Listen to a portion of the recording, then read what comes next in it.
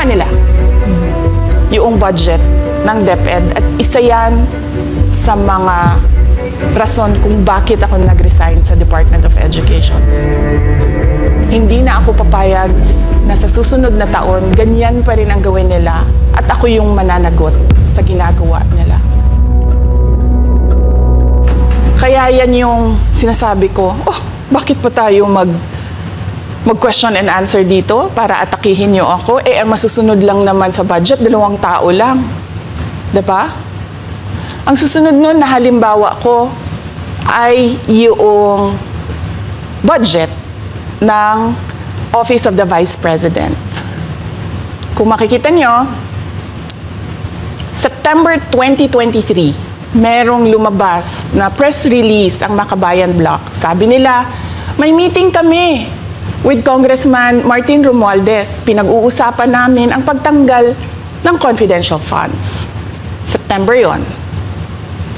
Pagkatapos noon, nagkwento sa akin ng isang congressman. Sabi niya, lumapit daw sa kanya si Congressman Ko at sinabihan siya na tatanggalin namin ang confidential funds ni Inday Sara. Hindi ba siya magagalit? Ang sagot naman sa kanya nung kaibigan ko na congressman, alam mo, si Inday Sara, walang pakialam sa pera yan. Magtatrabaho yan kahit anong budget. Alam niya yan. Dahil alam din yan, limitado ang pera ng gobyerno. Kaya magtatrabaho yan. Trabaho lang ang gusto niyan.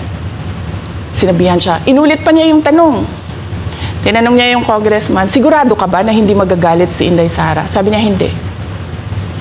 Kaya kung makita ninyo, doon sa budget hearing ng Office of the Vice President, ay dinefend namin ng maayos kung paano gagamitin ang confidential funds. Napapabilis ang trabaho, napapadali ang trabaho, dahil nakatarget yung mga proyekto. Pero pagkatapos nung plenary namin sa House, ay kaagad na lumabas, di ba? Walang 2 oras lumabas ang statement ni Congressman Zaldico. Ano sabi niya? Unanimous decision ng party leaders under the leadership of Congressman Martin Romualdez, tatanggalin namin ang confidential funds. At para hindi halata na inaatake nila ako, tinanggalan din nila yung mga iba pang mga departments ng kanilang confidential funds. So nakikita nyo, bumulong ang Makabayan Bloc kay Martin Romualdez. At dahil sa kagustuhan ni Martin Romualdez na hindi siya atakihin, at dahil sa gusto niyang suportahan ang Makabayan at ang NPA, nakinig siya. At ang ginawa niya, tanggalin yung budget. Alam na nila kung anong gagawin nila bago pa kami pumunta sa plenary ng House. Hindi ko alam yon. Kasi nasabihan na lang ako nung kaibigan kong congressman pagkatapos na. Nung nakita ko na nagsabi si Zaldico, tanggalin niya ang confidential funds ng Office of the Vice President. So doon ko na lang naintindihan na aatake sila gamit ang confidential funds.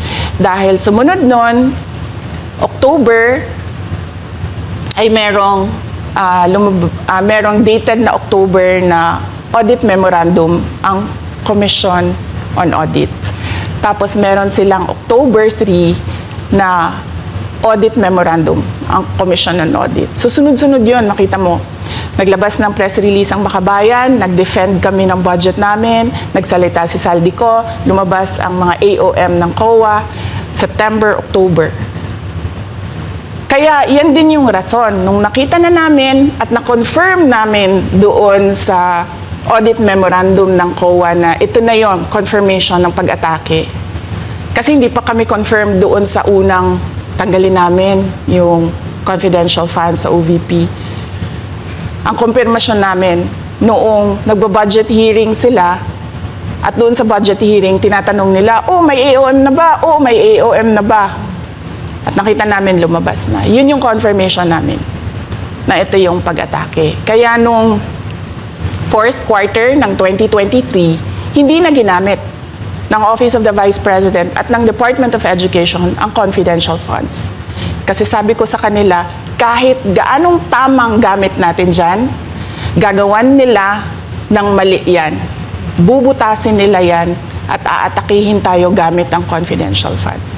At ang patutuo nito, kung makita ninyo, noong House hearing, noong August 27, 90% ng mga tanong, confidential funds.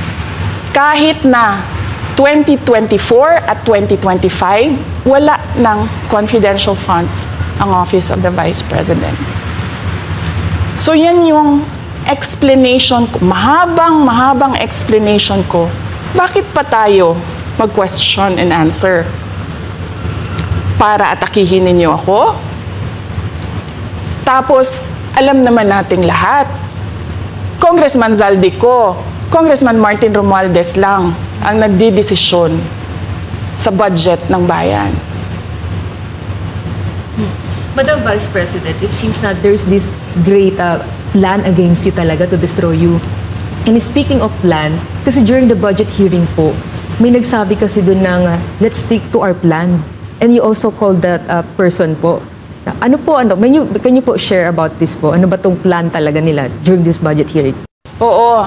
Doon sa budget hearing na nangyari noong August 27, nakita nyo na, meron na silang nakahandang PowerPoint presentation, meron na silang nakahandang audiovisual presentation, meron na silang nakahanda na script na binabasa, at yung isa pa nga na congresswoman na sabi niya, wala akong panahon, basta mahaba ito, hindi ko mabasa letter per letter. Pero kung makita mo, may nakahanda siya na mga sagot sa mga sinabi namin sa Commission on Audit, legal points na sinabi namin sa Commission on Audit. Bakit napakadelikado ng ginagawa na kinukuha ang mga dokumento ng hindi tapos at hindi final na audit. So kung makita mo, ganun yun, nakahanda sila. Makikita natin na let's stick to our plan at atakihin natin ito siya. Walang kinalaman sa kanyang Office of the Vice President 2025 budget proposal, kundi lahat ay may kinalaman sa confidential funds na matagal nang may kaso, 3 pa nga ang kaso sa Supreme Court, matagal nang pinapa-audit nila at nagko-cooperate kami doon sa audit. Kaya makikita ninyo kung ulit-ulitin natin yung nangyari noong House budget hearing noong August 27. Meron silang plano na gamitin yon para siraan ako. At hindi lang sila tumitigil dyan. Kung makita ninyo, ngayon naman nasa DepEd budget sila ng pagsira ng pangalan ko. Kahit wala akong kinalaman doon sa mga observations ng Commission on Audit, sinasabi nila na kasalanan ni Inday Sara yan. At going back po dito sa budget hearing, Madam Vice President, kasi mukhang hindi talaga nagustuhan ng mga kongresista ang inyo pong naging sagot at naglabas nga po sila ng kanilang statement about pa din dito sa confidential fund. And itong si Franz Castro, nagsabi siya dito nga daw ay posibleng ito ay isang impeachable offense. Ano pong reaction niyo dito? Hindi na bago ang usapin ng pag-impeach sa akin. Kung babalik tayo nung nakaraang taon, ay nagsalita na si Franz Castro noong November 2023. Nagsabi na siya, ay pinag-uusapan namin ang impeachment ni Inday Sara. At nagbigay siya ng mga basehan doon sa ifa-file daw nila na impeachment. Kaya tuloy-tuloy lang yan na pinag-uusapan openly dyan sa House of Representatives ang impeachment. At lagi nandyan sa gitna si Franz Castro sa usaping impeachment sa akin. Unang-una, walang misuse ng confidential funds, walang misuse ng funds ng Department of Education. Kaya ngayon ay pinipilit nilang gawan ng basihan yung mga sinasabi nila na impeachment sa akin. Kaya hindi bago yan na pinag-uusapan ang impeachment. Kasama yan sa plano nila laban sa akin. Ma'am, regarding naman po dito, kasi sa plano daw po nila, ay bigyan kayo ng 0 or 1 peso budget ang OVP po. Kung sakaling mangyari po ito, ano ang magiging hakbang po? Narinig din namin na merong defunding, i-defund daw ang Office of the Vice President budget. Narinig din namin na posibleng piso lang ang ibigay na budget sa Office of the Vice President. Handa ako sa Office of the Vice President na magtrabaho kahit walang budget. Maliit lang yung opisina namin, maliit lang yung operations namin, kaya kayang-kaya namin na magtrabaho kahit walang budget. Alam naman namin na kapartiyan ng pag-atake. Kaya kami, tutuloy-tuloy lang din kami sa kailangan namin gawin para sa bayan. Madam Vice President, panghuli na lang po, no?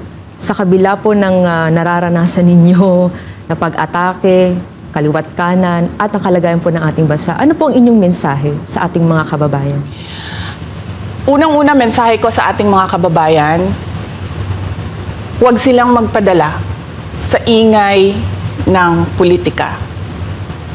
Kung makikita natin sa kasaysayan, lagi talagang inaatake ang Vice President dahil siya yung tinitingnan ng mga tao na baka magiging sunod na presidente. So lahat ng mga gustong tumakbong presidente ay uunahin nila at atakihin talaga ang Vice President. Kaya huwag sila magpadala sa ingay ng paninira at politika.